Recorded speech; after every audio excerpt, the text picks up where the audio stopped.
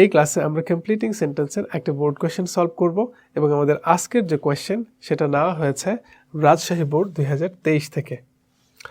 Completing সেন্টেন্সের ক্ষেত্রে একটা সেন্টেন্সের অংশ দেওয়া থাকে এবং বাকি অংশটুকু তোমাকে কমপ্লিট করতে বলা হয়, আর সেটা করতে যে তোমাকে গ্রামারের কিছু রুলস খেয়াল রাখতে হয়। আমরা আজকের ক্লাসে যে কোয়েশ্চেনটা আছে এটা সলভ করার পাশাপাশি দেখব যে এই কোয়েশ্চেনের মধ্যে কি কি ইম্পর্টেন্ট নিয়ম আছে যেটা আমাদের মনে রাখা উচিত।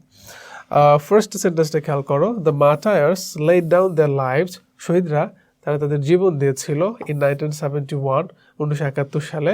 দে ডিড ইট, তারা এটা করেছিল সো দ্যাট মানে যাতে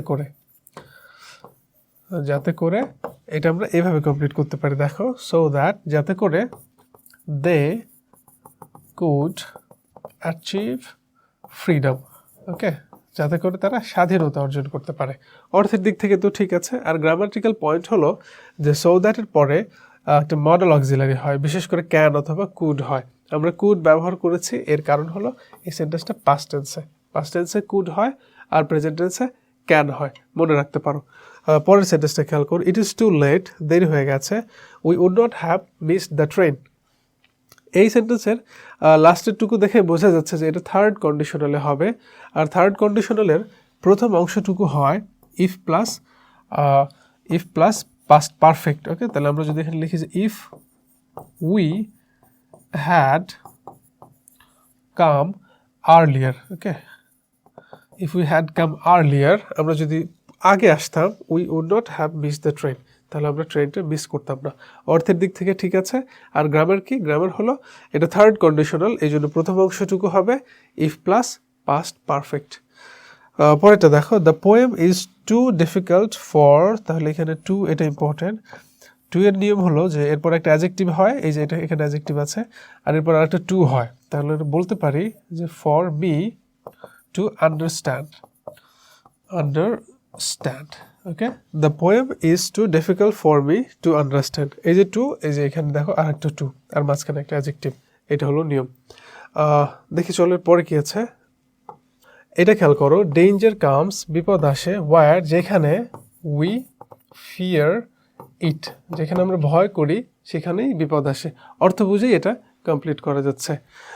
তারপরে দেখো, শি স্পোক, সে কথা বলতেছিল, অ্যাজ ইফ মানে যেন। অ্যাজ ইফের একটা নিয়ম আছে যে অ্যাজ ইফের আগে যদি পাস্ট ইনডেফিনিট থাকে তাহলে এরপরে পাস্ট পারফেক্ট হয়। এখানে যদি ইনডেফিনিট আছে এরপর আমরা লিখবো পাস্ট পারফেক্ট। আমরা লিখতে পারি যে শি হ্যাড নোন এভরিথিং, যে সে সব জানে। সে এমনভাবে কথা বলতেছিল যে শি হ্যাড নোন এভরিথিং, সে সবই জানে। The thief was afraid of police, যে চোরটা পুলিশকে ভয় করতেছিল, অ্যান্ড হি র্যান অ্যাওয়ে, সে পালিয়ে গেছে। লেস্ট মানে এই ভয়ে যে হি মাইট গেট কট, ওকে, সে ধরা পড়ে যাবে, এই ভয়ে সে পালিয়ে গেছে। ডেসপাইট, এটা দেখো ডেসপাইট ওয়ার্ডটা ইম্পর্টেন্ট। ডেসপাইট মানে সত্ত্বেও, হি হেল্পস হিজ রিলেটিভ, সে তার আত্মীয়দেরকে সহায়তা করে। ডেসপাইটের পরে ভার্বের সাথে আইএনজি হয়, সো আমরা লিখতে পারি যে ডেসপাইট বিং পুর, ওকে, দরিদ্র হওয়া সত্ত্বেও, গরিব হওয়া সত্ত্বেও, he helps the relative. So মনে রাখবা যে ডেসপাইটের পরে ভার্বের সাথে আইএনজি হয়। এরপর এটা খেয়াল করো, হি টুক লজিক হলো একটা সাবজেক্টের নাম, ওকে, লজিক মানে যুক্তিবিদ্যা। ড্যাশ হিস্ট্রি, আমরা বলতে পারি যে instead of, okay, instead of মানে পরিবর্তে।